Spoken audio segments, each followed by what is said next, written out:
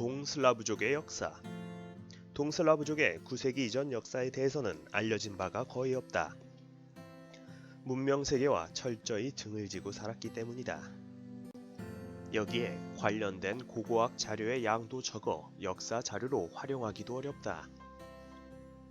때문에 이들이 6세기 중엽 아바르족의 공격을 받고 어디로 도망을 쳤는지도 묘연하다.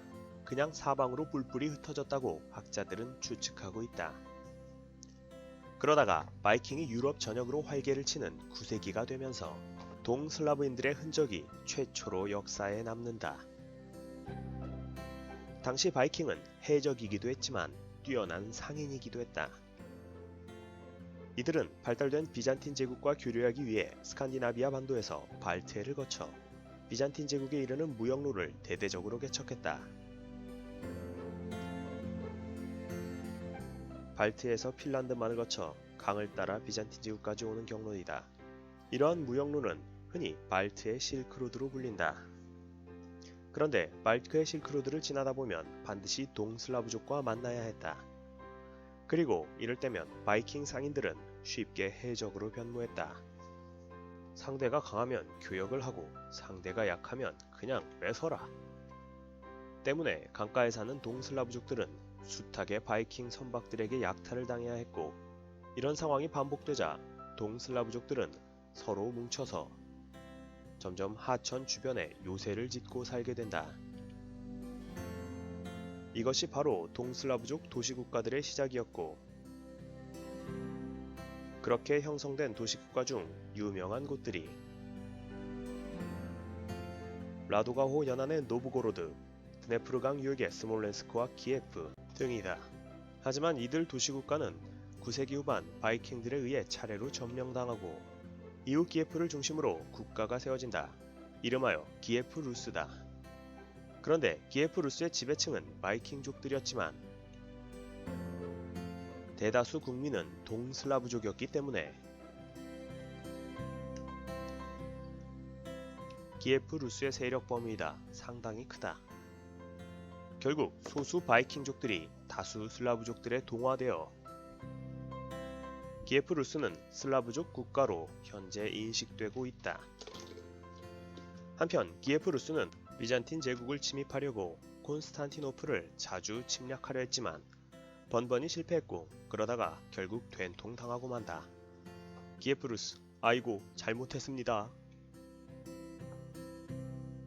결국 10세기 후반 키예프 루스는 비잔틴 제국과 화친을 원하게 되는데, 이때 키예프 루스의 왕 블라디미르 1세는 비잔틴 공주와 결혼하는 조건으로 동방 정교회에 귀의할 것을 비잔틴 제국 황제에게 약속한다.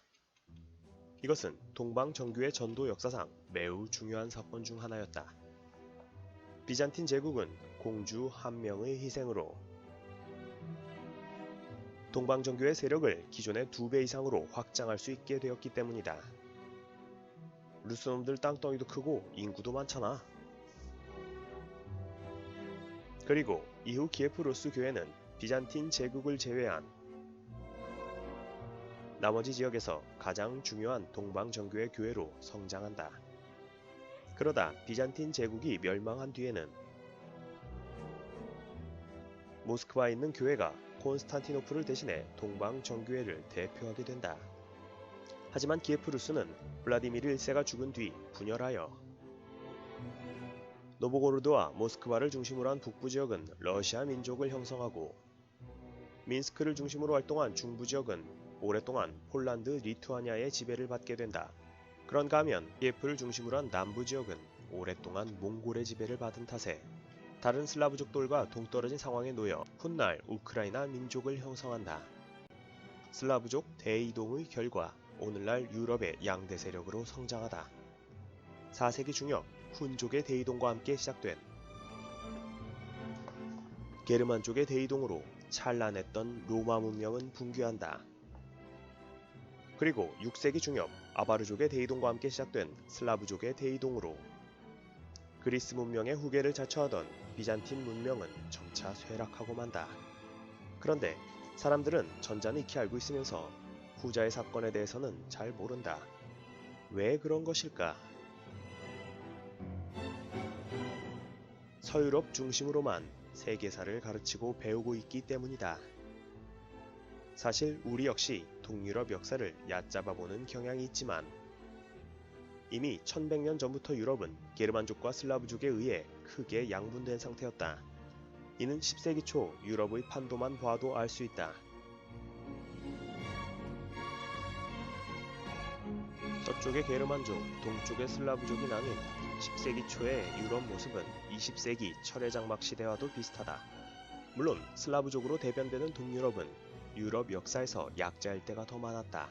서슬라브계의 체코는 오랫동안 오스트리아 등 게르만 왕국의 간섭을 받았고 폴란드는 한때 강력한 세력을 형성했지만 결국 외부 세력에 의해 국토가 분할되었다. 러시아를 세우는 루스족은 오랫동안 통일을 이루지 못한 채 200여 년 동안 몽골의 지배를 받기도 했으며 남슬라브족은 그야말로 식민 지배의 연속이기도 했다. 비잔틴, 오스만, 오스트리아 순서로 말이다. 그렇더라도 민족성이 죽지 않고 끊임없이 이어져 온 것은 대단한 일이다. 바로 이런 잡초 같은 생명력. 이것이 오늘날 유럽 대륙을 양분하고 있는 슬라브족의 저력이 아닐까. 물론 세계사가 그런 것은 현대 문명을 게르만족들이 대부분 만들었기 때문이다.